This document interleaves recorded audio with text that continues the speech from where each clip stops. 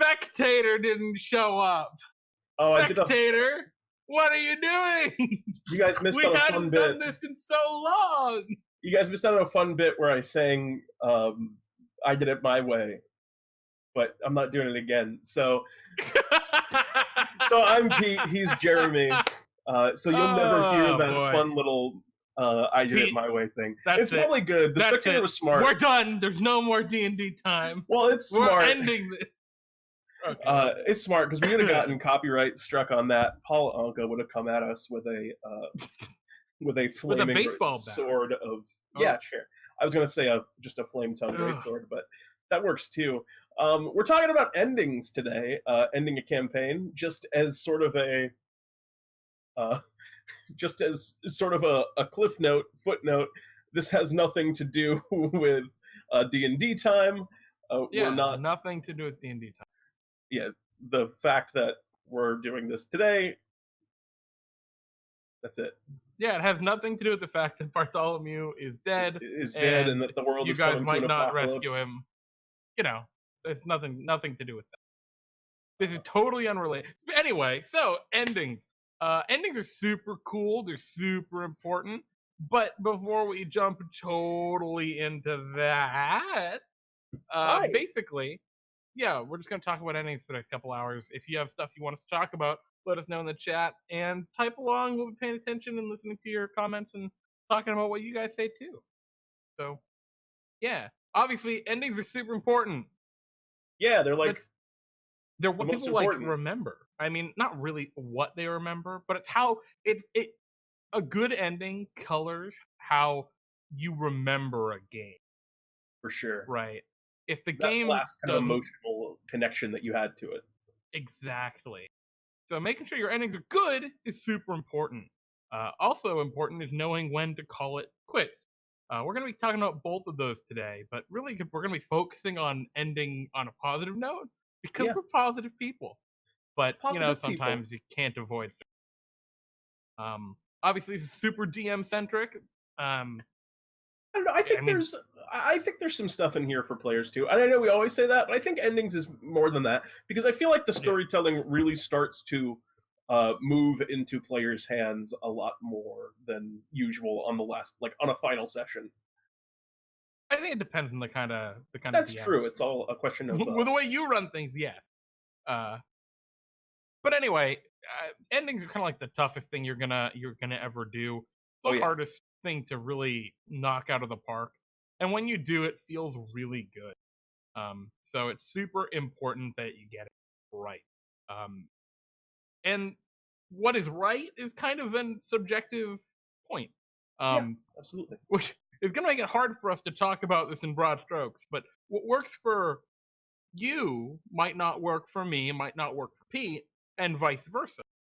Nobody is ever going to know your game and what you need to do for it in like the final moments, as well as the people that are playing in that game. So we're gonna do our best to kind of talk about in our own experiences and some very general things. But at the end of the day, the ending of a game is like a very personal thing. You see, I see already before we jump onto our next kind of point, and I think this actually ties into it. A great comment from Bionic Sheep in the chat saying, why not just do the Simpsons route and never end it? And the answer is because then it just falls into obscurity and it just becomes dull. Absolutely. Ending a game isn't a thank God it's over moment. I mean, sometimes it is. But ending a game on a good, successful note that feels fulfilling, that's an accomplishment. That's something you want to build toward. That's something that is almost the capstone of the game. Yeah, sometimes you just want to keep playing. It's a lot of fun. But also, hello, Diane. Sometimes you want to keep playing because it's a ton of fun. But you gotta know when is the right time to close out something like this, like a campaign that you've been playing for a long time. And people are really invested in. Obviously, there's stories about people who've been playing the same game for like 30 years, but which is cool. That's great, and for certain people, that works great. For me, and I think for the majority of people who play Dungeons and Dragons, that doesn't work, and there's a lot of reasons. we're not going to go into all of them. Yeah, we'll Um, touch on the kind of the couple of big ones that are probably the most common. But yeah, it's and another thing I just wanted to point out is that ending a game is like such a big deal. It is so hard to bring a game to a reasonable end in a way that is well satisfying, but just in a way that like makes sense and gets through time. You have to battle so much to see a campaign through like difficult schedules and like player yeah, conflicts. You know, anyone who's been in the D&D community for more than like for even their first game will immediately realize how hard it is to keep steam going on a D&D game. So like if you're coming to the point where your campaign is ending, I'm of the opinion like you should be proud of the fact that you like played through a D&D campaign and be like really excited about the fact that you're coming to an end. Like I think it's a kind of a time for celebration more than it is like absolutely. I mean in some cases maybe it's a time to to mourn the death of a game that you didn't want to play anymore. But on the vast majority, I think it's a time for excitement and celebration, and to like really kind of just be excited to call it quits on your game. It's a Yeah, good and thing. especially if you're in a good spot with that game, right? Yeah, If you've been absolutely. going for, I know I've completed what 3 campaigns now. I've run through completion, which doesn't sound like a lot, but I'm very proud of those 3. And these are like big campaigns. I'm not talking about small adventures, but 3 big campaigns I've run to completion, and I'm very proud of all 3 of those. Some of them were a little rocky at times, but the conclusion in the end really makes me look back fondly on all of them, which is a really important note because there are a lot of people for me that I don't really see as much, and having those very good, strong memories because Yeah. I played everything through is a good. But Um, just out of curiosity, Jeremy, which three? Crucible, I see. and Uh, God, we never really gave that one a name, but they the were one. they were the accidentally the bad guy. Yes. Okay. Those were the three that I assumed. Um, Player conflicts. Surely you must be kidding. yes. Diadems, No, exactly. No one ever is in conflict. Everyone always gets along. I've never Every heard. time, forever. I've never heard a Oh, story about a player that had any issue with anyone else at the table, or that just couldn't stop keep playing D&D for some reason. hey guys, my microphone was in the wrong place the entire time. Oh, man, we're all over the place. uh, but anywho, yeah. The thing is, even if you have something good going, right? Yep. You got to realize, I'm a very pragmatic person. I'm a realist.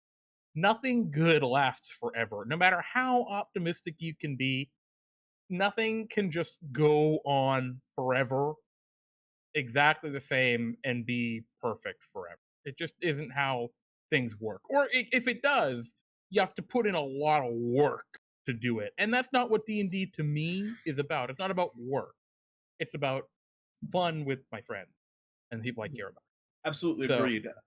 I'm kind of the hopeless optimist when it comes to D&D, and I am yeah, still in 100% the same camp as Jeremy when it comes to uh, this particular kind of concept and philosophy. And it's great to leave a game on a high note. Your last session will always be, especially if the campaign is going well, will almost always be a lot of fun. You're never going to see players more engaged in what's going on and paying attention, and more just like really trying to embody their characters than you probably will in your last session. Depending on the game, I suppose. And then even if like we've been talking about ending a campaign that's going well, when you end that campaign, what you do is you now are just creating a new world for yourself where you can tell all kinds of new stories. You guys can keep playing. It'll just be, a new jumping off point where you can explore new ideas and get a fresh start on everything, which always feels great. absolutely. Of So course. a couple of things. Let's talk about what to kind of consider when you know a game is coming to an end. Um, so we're gonna give it the ideal situation, which is and I just saw an awesome statement from Diadems in chat. 28 plus years of gaming, only 2 player conflicts. Knock on wood. Good Holy for you. shit! That is a really impressive number. I think I've only had one like really bad player conflict so far, but I mean, I've had a lot of like minor annoyances yeah, and kind minor of ones. frustrations, but I've never had like a serious one myself. I've had one, and it was partially my fault. It was like 50% my fault. Anyway, a different story there. No, Um, another day, another day. but it's really important when you're wrapping up, specifically a longer term campaign, one that maybe it's had its ups and downs, but the players are invested in the story, they're invested in their characters, and they want to see it to conclusion. They want to see it through. Um, the biggest things to focus on are make sure that you can stay invested as the DM. Uh, Good point. or as a player, if you feel like you're losing it, talk to your dungeon. It's toward the end of the campaign where there's a lot of loose ends that people want to wrap up, that a lot of the times I see myself and I see other people get caught up in some of the semantics of the little loose ends that people might want to wrap up all over the place. Or if you're very high level, what characters want to do with their immense power now that the campaign's kind of coming to a close. And as a DM, don't be afraid to hand wave some of that. Say there is a ancient dragon that was harassing a town, and the players, left and abandoned that town, 5 levels ago, but now they want to go back and stop it because they're really powerful. Yeah. You can just hand wave it and say you have tracked the dragon to its lair and you're there to do it. If your players are like getting really tedious with the like, all right, we're gonna track it through the woods and come across. Tie up every single knot. Exactly. You can say you have done battle with the dragon's lesser minions, and you can do that. There's nothing wrong with that. I'd say it's actually really good to do that, to kind of Yeah. hand wave some of the more tedious aspects to reduce tedium. In a lot of the ways, just the level progression of fifth edition is designed to allow Yeah, that. You'll notice as absolutely. you get higher up the kind of spells that you get. I think a great example of this kind of spell is Find the Path. It is a spell Yep. that is quite literally show you the way to get to a place that you're trying to go. Um, and it's just a lot of those high level spells are designed to cut out elements that you've kind of already done. And I say done in air quotes because maybe your group doesn't get sick of that kind of stuff, and maybe that's what you want to do. But for a lot of groups, that stuff gets kind of boring over time, and you just want to cut to the core, the really big action at the end of the game, which I'm certainly a proponent of as well. Yeah, exactly. Another thing to really kind of consider, I know if there's like a big bad enemy, making sure the players hate that enemy, even if it's taking a session or two to really establish that they hate that enemy and make them hate that enemy. That's important. Because if they've gotten to the end of the campaign and they still really aren't certain about who this big bad is they might be fighting, I'm giving a situation where there is a big bad, not like an environmental disaster Yeah, or yeah, something. Most campaigns I feel have some sort of big bad yeah. of some I kind. think even if they don't have a big bad, I think there's some kind of climactic battle.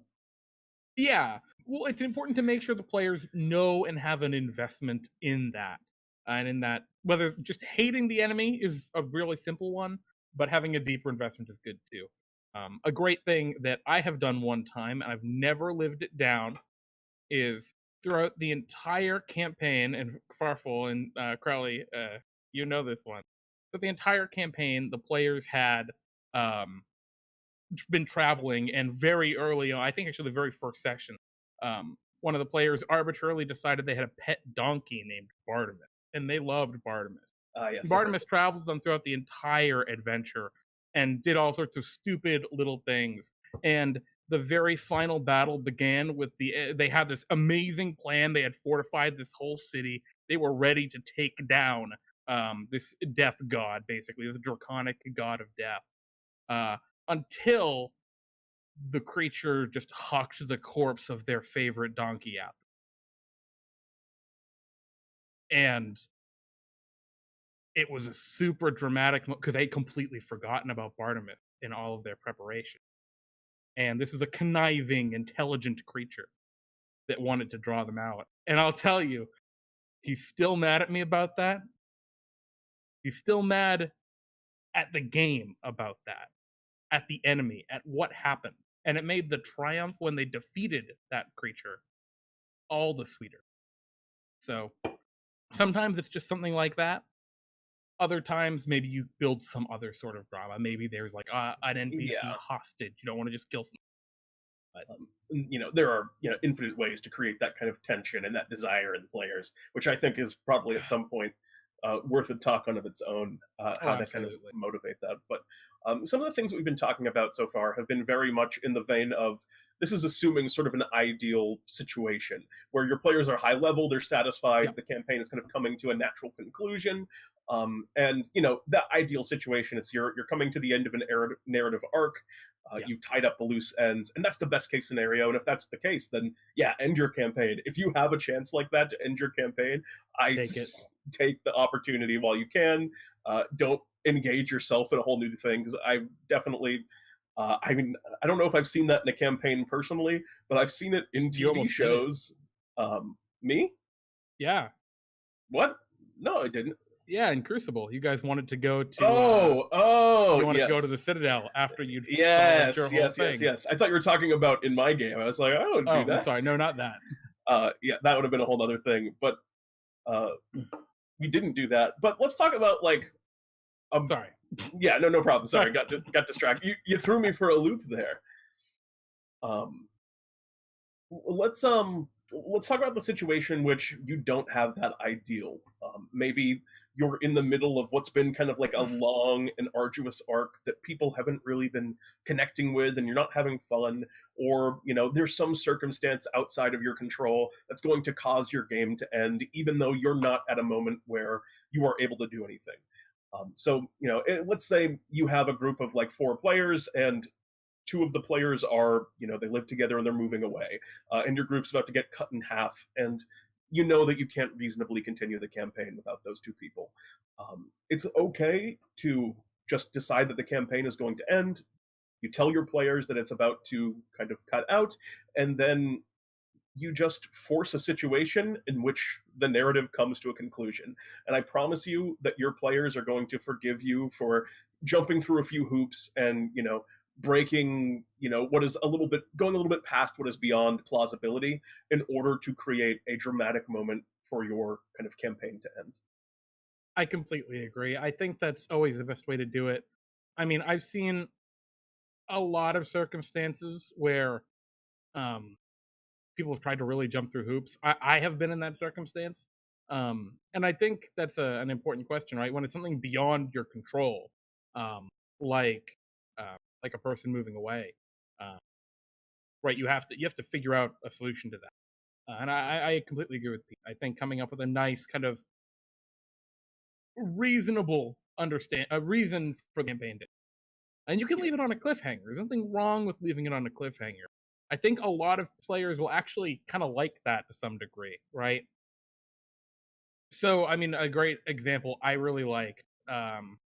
This was a West Marches E game that I was playing for a long time, back in college, and one of the characters, their kind of ending was they chased an aboleth back through a portal to the elemental Yes. plane of water.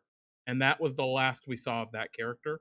And that cliffhanger of what happened when they jumped through that portal, that's a story on its own right, right? That is now you're, as a DM, giving the initiative to the players to decide what has happened. And I really like those kind of endings, especially if they're if they can be facilitated in in the adventure, right? If there's a lot of extra planar travel, or actually if there's very little extra planar travel, you can introduce an enemy like that. That especially if you have a couple sessions to build up to it, Mhm. that can invite that sort of an ending of what does happen when you go through, right? Yeah. You And can that's the leave thing. that open. Was gonna say that's a thing that we definitely want to talk about at some point. Is kind of the idea of the epilogue. I see Yeah, Maddie Morgs in chat completed 10ish campaigns in all your years of running. That's a pretty high campaign completion a year, total. year and a half. Man, I've never run a campaign that lasted that short. Um, well, I mean, I mean, I've only run 3 to completion, so maybe I should be running shorter campaigns. yeah, I've uh, but, I only have one completed campaign under my belt personally. I've just run a lot of shame, D Pete, and D. shame. I know. I've run a lot of D&D. I've just only ever had that one long-term campaign. Uh, So let's talk about another issue with where we have the non-ideal, which is something that is within your control, right? So when it's out of your control, you want to gracefully step out, provide a narrative out for the game, whether it's they complete the mission and that's the end, right? mm, Or something they go through the portal and who knows what happens next. they beat the Overlord of Let's Doom. let's talk about the situation. And Diadems mentioned this earlier, brought it up in the chat, but the problem players. And I say Yes, problem players, I mean player conflicts. You can have perfectly reasonable players, who reasonable people that can't just agree. do not get along. Uh, Thank you very much for the yeah, subscription, thank you, D-Bunny. support. Um, we run into that all the time. That happens no matter what. You're gonna have that gonna happen to you in your time role playing. And more often than not, if it's a casual kind of game, it's very easy to, to deal with players that just don't get along too well. Um, but in a more invested game, which I ran into this, about a year ago, um, I had that same problem of two of my players were clashing, and this clash had been on and off throughout the entirety of the campaign, and I was getting really burned out. We're going to talk about burnout in a minute, but basically, it's a point when you're in a situation like that, you have to consider, is it worthwhile to keep going, right? To continue the game.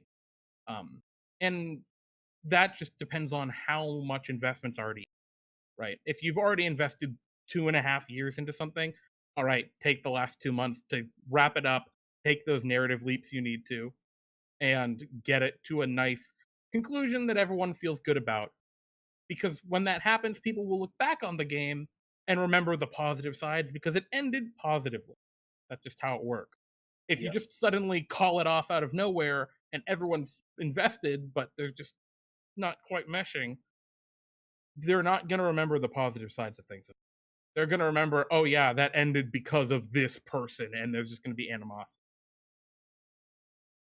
When you have those opportunities to, you know, take any chance you can get to give your players fond memories of the game that you were running, just for your sake and for their sakes, because a lot of the time, I mean, so many friendships are forged in D&D Absolutely. campaigns.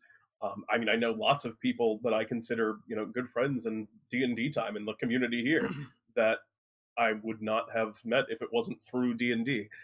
And like there are certain connections that will never be the same as, like, well, you didn't do it in real life, but you fought dragons together, became kings of nations together, and those kind of bonds can really transcend the game. So if you have the chance to preserve any of that, even if the game is kind of going poorly, try your best to do so. And then again, Matty Morgs, no game is better than a bad game.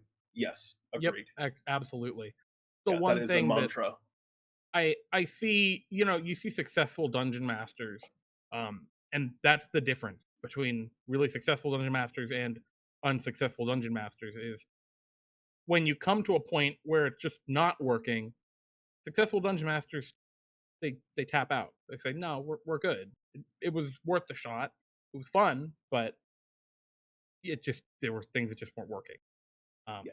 and let's talk about that ending early. So we're talking now about games where maybe you've been playing for a couple weeks, couple months, maybe. Um, you're getting into it. Maybe you've leveled up a couple times. Some of your players are feeling it. Some of them aren't. Yep. Yep. And maybe you as a DM aren't feeling it. And Yeah. this is a really important situation where you got to make the right choice for you. Because if you get to a point where you're not enjoying doing what you're doing, it's going to show. And the players aren't going to enjoy playing what you're running. That's just, it's a law. Like, you can't make good content if you don't like the If you don't content you're enjoy the making. content. Yep. Yeah.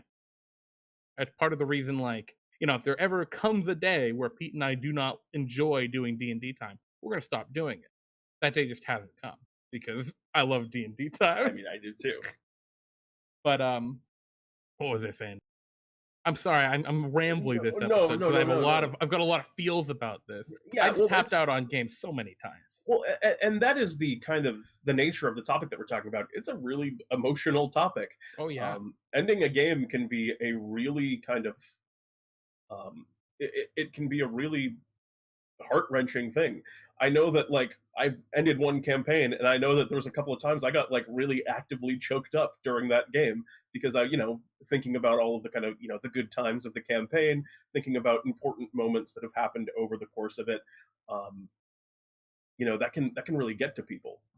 It's a heavy thing, heavier than I think people who don't play D&D would kind of get. And I can imagine a lot of like outsiders looking at it and being like, it's just like a board game, right? But like, no, it ends up being a lot more than that. Yeah, no, I completely agree. But So, I mean, what? Sorry, you were gonna say something? well, I was going to transition to something. So if you have something else on that topic, please go ahead. Well, I was gonna keep talking about ending early, Yeah, go ahead. ending games early. So, like, I mean, all sorts of different reasons can lead to that, but scheduling conflicts is like one Pete mentioned earlier. That is just not fun. A lot of the times, I get these crazy ideas for like these grand settings that I'm all excited for. Of like, oh, it's like the Underdark, but the Underdark is above dark, and it's super spooky, and blah blah blah blah. And I have these ideas, I and then they mean, just you're don't joking, work. but that No, sounds no, kind I'm of not fun. joking. I did that. I tried to run that.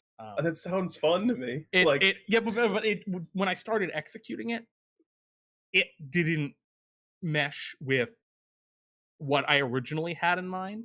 And then a second thing that happened is I didn't explain it very well to my players. And so people made characters they were really excited about at first that mhm, didn't click at all with what it I had in mind. didn't mesh with the world.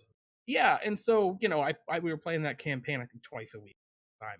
And we played that for about 3 weeks, 2 or 3 weeks, and I was just like, "Guys, I can't do this. I'm not feeling it." Oh boy.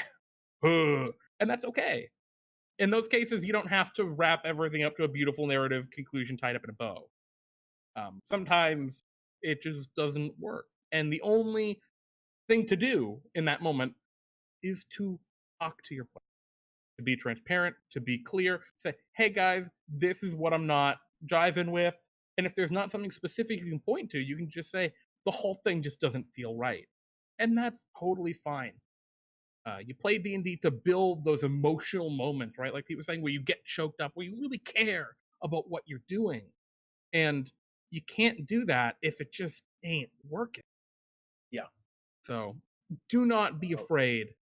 You remember Overdark, Farfel. You remember you were also not feeling Overdark. Yeah, Overdark was not what I had in mind when I first came up with it. hard Not the sounds like point. a tricky one to execute. But It there's a was question from I was going to say a question from Banuk Shiba here.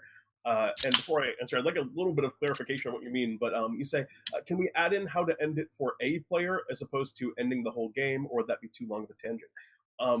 By that, do you mean ending it as in like removing a player from the group, or creating an ending for one person that is dropping out of the campaign? Um, mm, and I think, well, I guess to answer both of those quickly, I mean, ending the game for one player, if you're having fun with a group and you have a problem player that you don't want to continue playing with, I think you just talk to that player. And there's, I guess, two ways of kind of going on that one, where you can either, I mean, really, it just comes down to having to tell that player that you don't want to play them anymore, which is always really hard, and no one likes confrontation in doing that. But if that's a thing that you have to do, then if that's what your group wants to do, then sometimes you just have to kind of do that. Okay, but yes, the other thing is giving a single player an ending because they can't continue for whatever reason, and you don't want to kind of blue ball them to the rest of the story. So that is that I think can apply a lot of the same principles that we're talking about. Where for one thing, if they have a particular narrative arc, you can allow that arc if they have a couple of weeks left to yeah. come into focus and to write into the story a really great jumping off point. If they had a kind of some kind of person that they wanted vengeance against in their backstory, let them come into conflict with this person, and then once they defeat that person, you can just write in that, well, now that they've overthrown the king that had kind of killed their father, and well, they're the rightful prince of that kingdom, and now it's their duty to rule it, and Yeah. give them a great kind of narrative jumping off point. A thing that I've Responsibility. That's yeah, a huge driver that, like, can make a character stop adventure. So that's an absolutely. important tool to use. In the same vein, I've seen this work successfully a few times Mhm. where um, they've been going into kind of a situation that you know is going to be dramatic in just your overall arc, maybe not specific to that player, but having talking with your character ahead of time about their character dying, giving them a chance to have some kind of noble sacrifice or to do something great for the sake of their party is another option, and I've seen that work really well. Mhm. And maybe that doesn't apply to every character, but because I think there are some players that would not like that, but I've seen that. Oh, you seem very harshly Mm-mm. in disagreement, Uh-uh. Jeremy. Oh, I'm I've seen completely in disagreement. I've seen It's that work very because I've well. let a player do that, bow out that way, Mm. and man, the other players were like, "Wow." They were not stoked about it. It really killed, like, not a good. You see, Now there were some other issues regarding that player, but to be fair, I've seen it done in a I've seen that done and have it work well, where the players were all kind of aware that that was going to be something that was yeah, going to happen. yep, they all have to Going be into aware. Absolutely. so is that the issue on yours? Is that Yeah, they just they kind were of not all aware. yeah? So I think That the was the trick problem. there is to Gotta make be sure real that careful. everyone's kind of in on that. And again, I don't think every player would enjoy that ending, but it is an option. Um, Well, and I mean, this all ties back to transparency. Be yep, honest with your players. Don't try and surprise them or whatever. Um, be frank with them, especially, if this is a serious matter, someone leaving the campaign or a campaign coming to an end. These are like things people have invested weeks of their time thinking about their characters, playing the game. You got to be honest with them. You can't bullshit them. That's just the cut and dry what it is.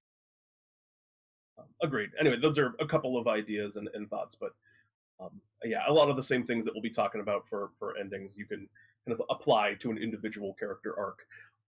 And on the subject of that, Absolutely. let's talk a little bit more about like the ending itself. Like, what do you kind of want to go into an ending? I think there's a lot of components to that. I mean, there's your probably some kind of climactic battle, some type of action where the heroes do whatever it is that they've been doing for the whole time. Whoa. Oh, Pete, you all right, bud? Pete, you Um, froze in a real good position. I always do, don't I?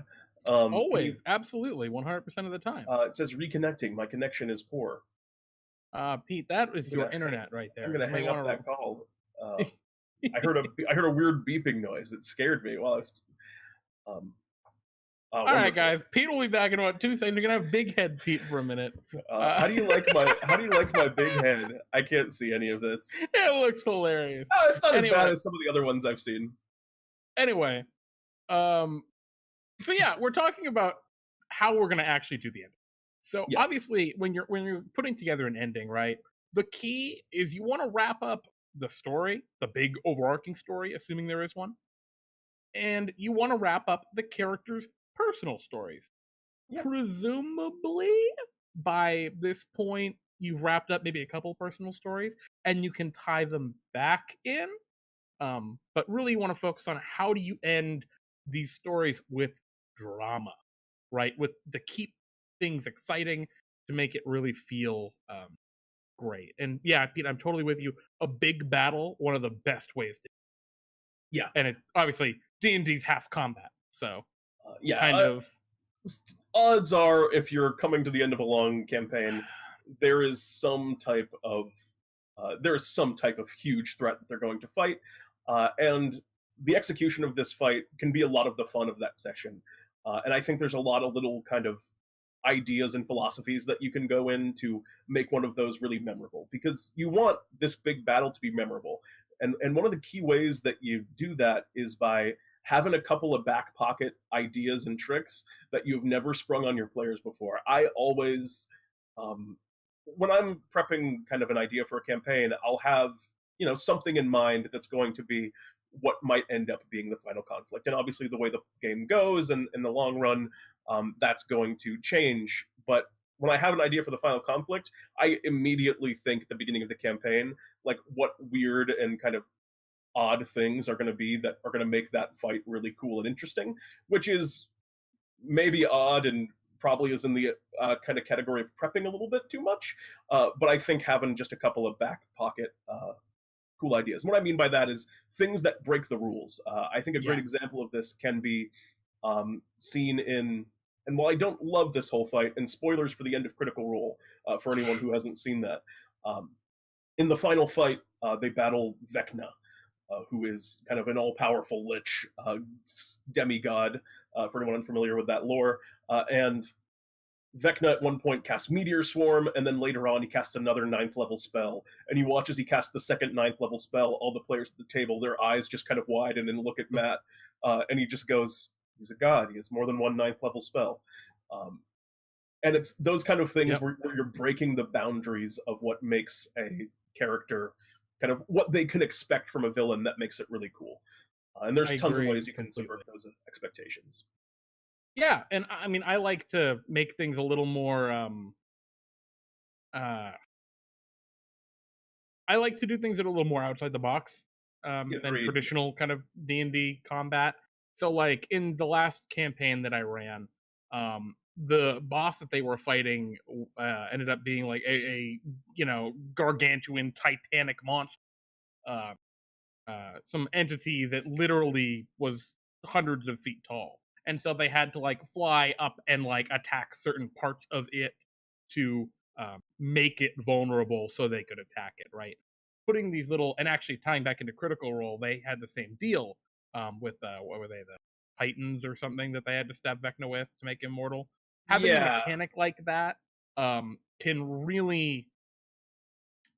really make things a lot more engaging for players, right? Something that is really outside the box. You got to be careful with that too because it can go catastrophically wrong.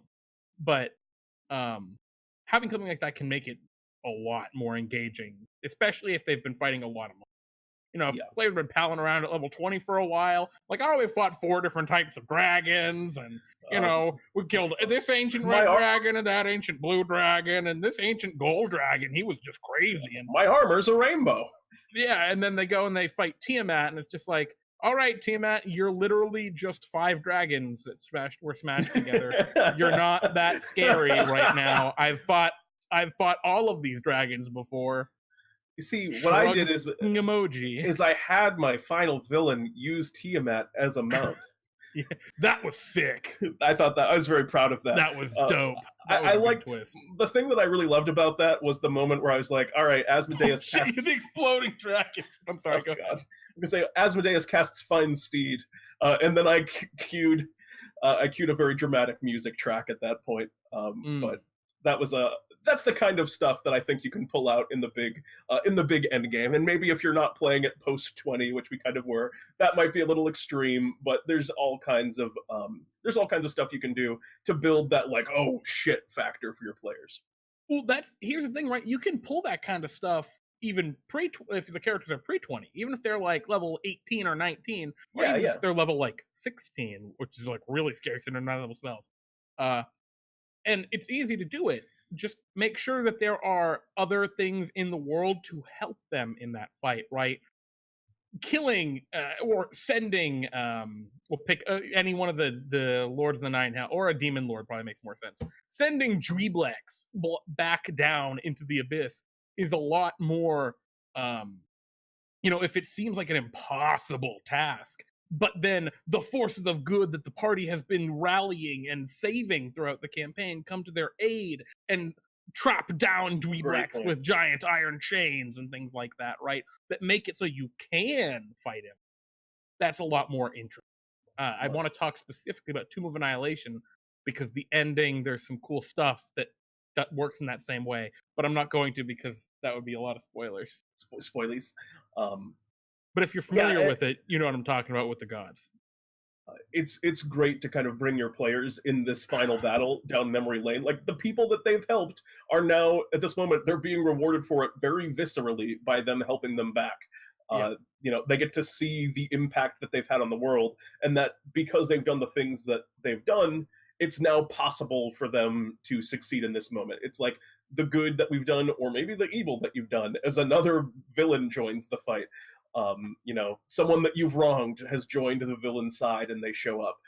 Either way, letting the player's actions all kind of come to a head and feel like they've had consequence in a final climactic moment like this.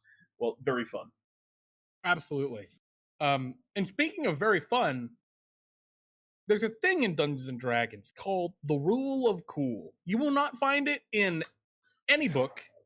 Well, I'm sorry, you might find it in like some weird book about like how to be a good dungeon master. I don't know who reads those. Besides the Dungeon Master's Guide, which is kind of that. Anyway, you might find the Rule of Cool somewhere.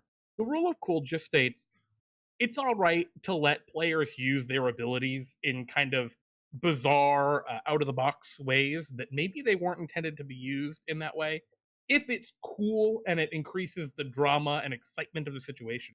And you want to be careful about that. A lot of DMs are really careful about that throughout campaigns because they don't want to say like, "Oh God, if I let you do that, then I'll have to deal with that for the rest of the campaign."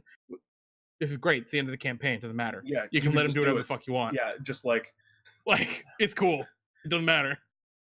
I I was trying to come up with like a ridiculous one, but I couldn't. I want a meteor swarm, but sideways and surf on my meteor as I go. Just yeah, roll a d20. Yeah, 15. right. You can Yeah, let you him do roll. it. Yeah, you do it. Yeah, it's Probably you okay. probably say I it mean, more maybe dramatic more than that. drama. Yeah, Yeah, but and it's totally cool to add those kind of things and embellish, right?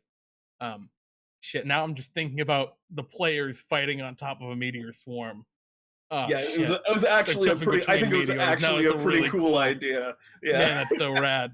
Um, but yeah, rule of cool: don't be afraid to let players go outside the box, and don't be afraid to like, even if they don't try and go outside the box, to suggest that things like that can happen. Yeah. Especially for like religious characters, right? It's like, you feel your God empowering you beyond your limits. And they're like, what does that mean? I don't know. And you don't know. And they're like, what does that mean? It's like, I don't know, find out. What do you mean find out? Right? And they get excited. It's cool. Yeah. That's all I gotta say. You can really push the boundaries on a last session. As another one, and this one is I think a little bit more kind of uh, on the controversial side, and that is as a DM to stop pulling punches in your final Oh yeah. session. Yeah. You can make a villain. Your villain does what your villain does, or whatever the threat is does what it does. And as a DM, you know, you don't have to be afraid to. Well, I guess the real thing at the end of the day is you don't have to be afraid to kill your characters, because if this is the end of their kind of threat, they knew going into this game that there was a chance that they failed, that there was a chance that they've all died, and they've made it this far. And odds are there are times in your campaign where you were a little bit merciful at different times because you don't want to completely tear apart the story. But at the end of a game, I think almost universally you're not going to see people kind of embittered if they fall in the final battle. I agree. I mean, if they fall immediately, it's Yeah, a very yeah. different story. Don't have the final, 4-hour fight start with the big bad going Just like power word kill and yeah, just killing one exactly. of your players. That would be a dick move. That If would you're be doing extremely that, unfun. how did you if you're playing like that, how did you get to a final battle? How did you get the campaign to end without everyone quitting? But Yeah. I mean, Oh or them god. all dying, one or the Oh other. god, that sounds Uh, so. Can you imagine? Like, I would like, be so as a player. Actually, double back. Don't pull no punches in that particular way. If I was a yeah, player at the end of a campaign and at the start of it, I was just out of the battle for the rest of the day. I would be the saddest I've ever been. That would be the worst. yeah, that'd be the worst feel because you've now robbed them of the dramatic conclusion they want, which just sucks. Don't do that. Pulling Um, no punches doesn't mean playing the enemy 100% optimally. It can actually mean the opposite, being cocky. That's totally fine. But it does mean, don't be afraid. Kill a player. I'm sorry, a character. Don't kill any players. Kill a character, an NPC, uh, or anything. um, And speaking of killing NPCs, well, sorry, go ahead, I Pete. just want to comment on Maddie Morris's comment here. Your temperament is also bound to your campaign consistency and length. I just like that statement a lot, and it's very true. It is. But one of the things that's really great, I find, about final battles, right? Throughout all of the game. Well, I guess we should probably talk about stakes before how the battle ends, but Yes. have there be something relevant at stake, right? Have the battle be an important conclusion. Maybe you are the last stand as the Tarask approaches capital city, where it will lay it to waste and destroy the last bastion of civilization in this realm. Or I don't know, something else. Yeah, yeah. You know what's going on in your game. I don't. Make sure the stakes are clear, right? Players need to know they're not just going out to kill a random ancient red dragon in its lair, just chilling, not bothering anyone, and that's the dramatic ending because it's not a dramatic ending. The dramatic ending is the dragon flying over the city, burning the place to cinder, right? Yeah. You can take the opportunity to destroy everything that you've created in the last moments because it doesn't matter. I read that as well, but I didn't comment. I was too horrified to comment on it. Oh, that was great. That was wonderful. That was personal. Um, Uh, anyway, what was I Kate, I'll saying? talk to you about that after the show. You're gonna be pissed at me about that. Oh, Pissed at I you're gonna am. be pissed. Oh yeah. Anyway, that was in Crucible too. Can you think of anyone who would be able to kill and bring people back to life with reckless abandon? Um, oh no, no, Anyway, not her. so there are the stakes. Those are important. Make sure you have the stakes, especially if you're fighting vampires. Um, that was Pete, that was I've that got was you my now. surrogate daughter. I assume, right? Yeah. Oh, Yeah. so Okay. Anyway, aside the point, we're oh, and speaking of this is a trip down memory lane, which every single good transition. conclusion should really tie that up. One of the things I love, I've seen it really one time, like super successfully, and actually it was in the Adventure, which is weird. I don't know if you know the Adventure Zone. It's a cool podcast.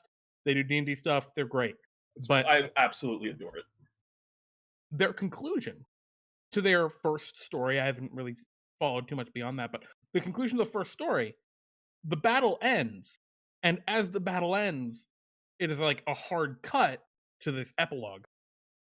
And that is radical, I think, especially if like a player dies in the fight, or a character dies in the fight, or an NPC dies in the fight, right?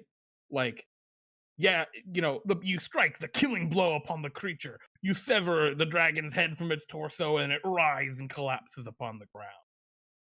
3 weeks later, or whatever. And you can have this really dramatic um, cut from the heat of battle to, oh shit, the consequence of battle. And really get your players to really consider what bad did happen, but also what worse could have been.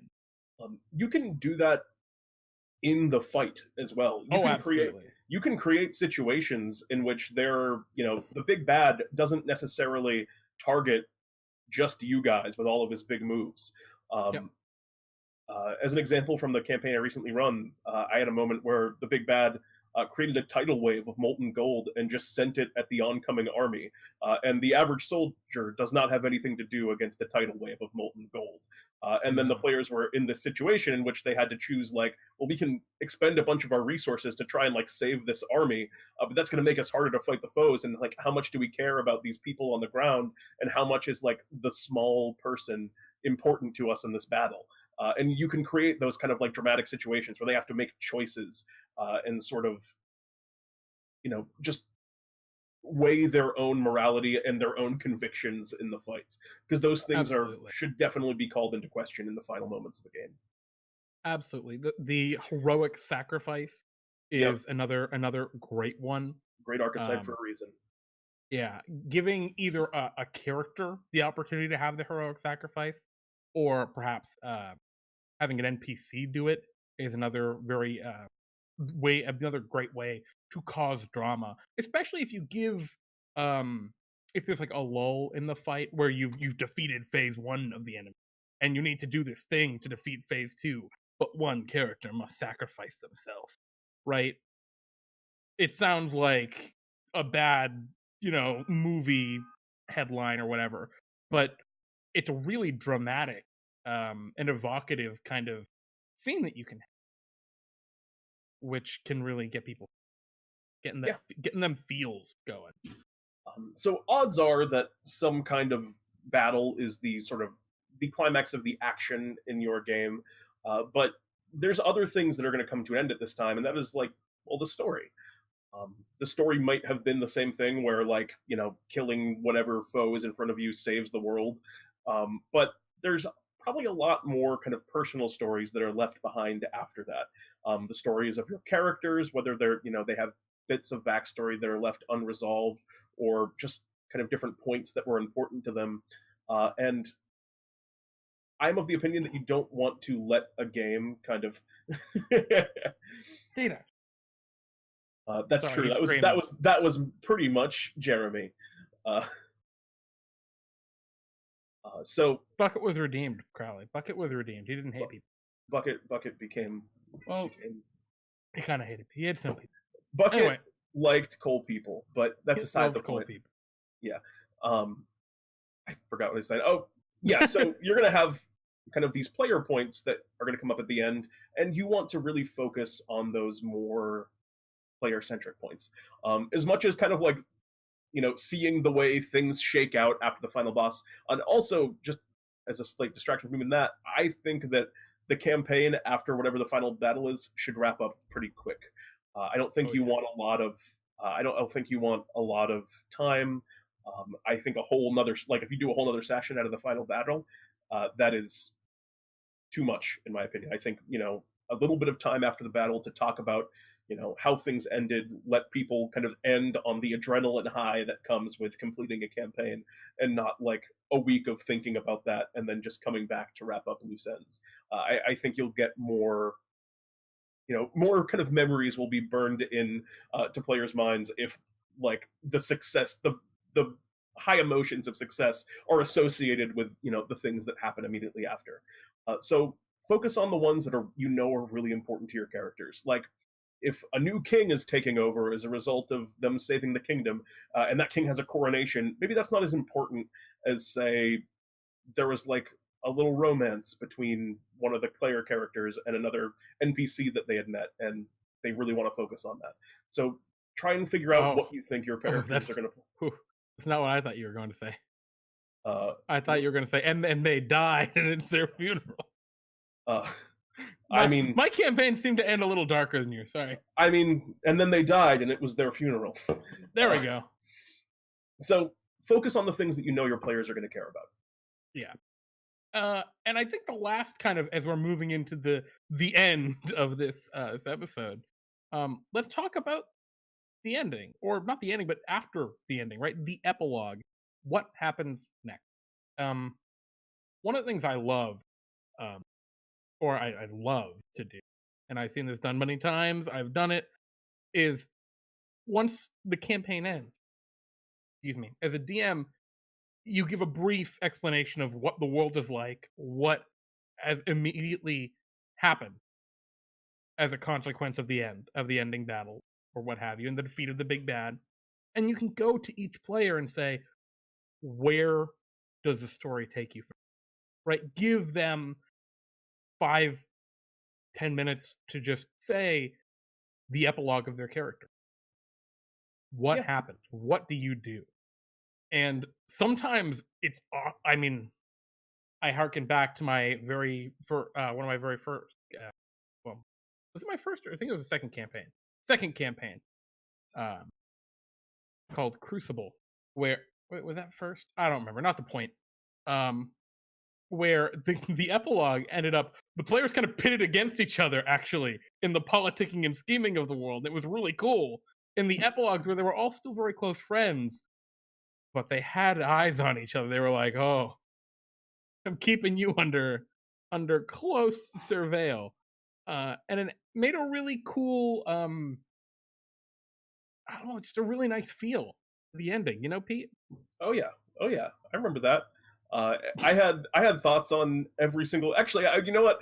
I was not afraid of Indy in the epilogue. Indy went off into his forest and was going to do his own thing, but Yeah. But Hogar and Ulysses, uh, those two. Ulysses was a fucking monster. He sold his soul Yeah, he sold his for that soul. power. I mean, Um, not literally. It'd be better if he had literally sold his soul, he sold I his think. he sold something for that power. He sold his morality, and His uh, family? it's a quick sidetrack. If I could tell you the tale of Ulysses, uh, a man who sent his 8-year-old son into the woods where he knew a dragon was with the phrase "Make me proud." No, don't come home until you make me Oh proud. yes, don't come home until you've made me proud. Also Uh, important to note, there were 3 feet of snow at the time, and it was in the middle of winter. Winter in like the raging north of this world, and he sends Yep. his 8-year-old son out. Just make me. Don't come home until you've made me proud. Uh, it's fucking what a fucking monster. Uh, mm. Coming from a man that used mind control liberally on people. What a monster. Yeah, I love just how evil your character was, but like you look like a saint compared to Ulysses. Yeah, well, I was evil in a much more digestible way. He was Yeah, evil in like an emotional way where it was, like um, Jesus Christ. yeah. Anyway, sorry. Now we're taking a trip down the memory lane. Basically, as a DM with the epilogue, my personal stake, and I don't think you can convince me really otherwise, is don't force anything. Yeah, You know, you can either have a couple of ideas. if your players don't all get along and don't all agree on the ending, just say, well, that's the way it may turn out, you know? Leave it up in the air. Nothing is hammered in stone.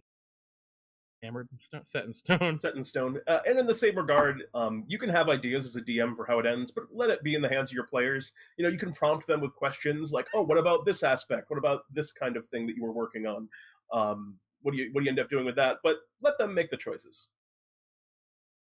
I I agree. I think it's really important not to like try and force your vision on the ending. I mean, not forcing your vision is the number one goal, like tip to be a good dungeon master, being a good dungeon master. Yeah, Don't force your vision on your players. Let your players discover their own adventure in the world that you're running. But Farfel's got a great point. I love this one because this is the first campaign that I fit. This is the actual first campaign, I'm pretty certain. The Accidental Evil, which is interesting, the similarity to Elemental Evil, because that was all about the element. Anyway, it's great because it ended. The necromancer goes to live off in the woods with his undead cat that he fought. Actually, he wasn't undead. He brought him back to life. He completed his mission. Uh, why he had to kill the big undead dragon so that he could actually resurrect his cat from the real dead. oh, Yeah. Uh, yeah. It was a good ending. Just a really cute, just oh, simple. Like I was only adventuring this whole time because I love my cat. sort of a Thanos walking up and oh wait, no spoilers. Mm, I don't want to spoilies. I'm not sure it's too similar to that one actually, but I just had the same mental image of. eh, I think there's like an emotional similarity there. Uh, eh, I don't know that game. I didn't see eh. that game. I wasn't there. I don't know. Yeah. I don't know. I think Mm. that's about all I got on this particular topic. Anything else from you, Jeremy? Any other final thoughts? I actually have a final thought. No, Um, I'm good. I have a final thought. Have fun. Make sure you really like kind of live in the moment when you're ending your campaign Oh because shit. I think there's a lot of stress that comes with it, and you want everything to be perfect, and nothing can ever really be perfect. But have fun and make sure you get a lot of great memories, and you have a great way to remember your group and your game by. Absolutely. We didn't mention DM burnout at all. We DMs like DMs can briefly burn touched out. on it. Well, I think we kind Yeah. of hinted at what you should do in the case of DM burnout, which is just call it. If you're not having fun Yeah. with the game and you don't want to, just call the game. One of the things I know for me, because I DM so much, if I get burned out, if I just take a couple weeks or like even like a month or two off while I'm playing in another game, I'm raring to DM again. I mean, Yeah, how long ago did that Crucible 2 end? Like 6 or 8 months, a year? I don't remember when it ended. It was a while ago though. I am so ready to DM again. I've Oh got my I've got the itch god, too, man. I've got the itch too. dude. I want something to. And I was so burned out at the end of that game. Holy shit. I remember how burned But out you were there. Yeah, almost a year ago. And I am just like, I want to fucking play my game. I mean, I've been um, planning my new setting for 8 months now, so it only took what 3 or 4 months for me to start planning a new setting that I'm super excited about. um, Who knows when that'll be? odds are that you're going to see one of those things on D&D time. Yeah, sooner the, or the, later. the results of those. Uh, but But yeah, that's that's it. about it. I don't think there's too much more to add. Thank you all for hanging out. Indeed. We hope this was uh, a cool, useful, helpful, fun thing that we did. Interdasting? Yeah, entertaining. There we go. That's the word I wanted. Um, and if you want to have more entertainment, come on by. Come on by Friday, where we're having the dramatic ending to our Carnival of To Pete and Souls Jeremy's Halloween D&D time, event. last episode. Ugh, don't say that, Pete. It's But not, yeah, it should be really good. I'm really excited about it. It's gonna be great. It's gonna be really exciting. for sure. Um, that's it. I agree 100%. I'm very excited. It's gonna be wild. We got some stuff It's planned. gonna be fucking wild. I'm so excited. Uh, But anyway, without yeah, further ado, then also oh tune yeah, in on Sunday for D&D Time Delves, where we're doing a special Halloween game that's going to be run by that Farful 13 that you're seeing in chat right now. Crowley will be running the game, and I'm very excited to see what he's cooked up for us. I'm going to play a scary guy who's going to be a necromancer. I'm gonna play a Spoilers. lumberling. Yeah, I'm playing the undead for Halloween. Jeremy, uh, do you have your name right? Do you want to say your character's name? What was your character's name? My character's name is going to be Splinter. You're playing Splinter. I don't know if you guys have ever actually. I think only one time have you seen Jeremy play on D&D time, so that'll be fun. Wow. Yep. Uh, I'm Thank you for the playing. follow, Josh Morgan 72. Well, thank you. Just tune in on Friday. It's gonna be rad as heck. It should Go be. ahead, Pete. Should be. I was gonna say I'm gonna play Bob Zombie. Is my character's name. Christ, really? Oh god. Maybe I didn't go goofy enough for this. Maybe I should play Kurt. He said memes. Probably said Mimi. I'm playing Bob Zombie. It'll be fun. I'll see you all then. It should be awesome. Thanks for tuning in. I'm Jeremy.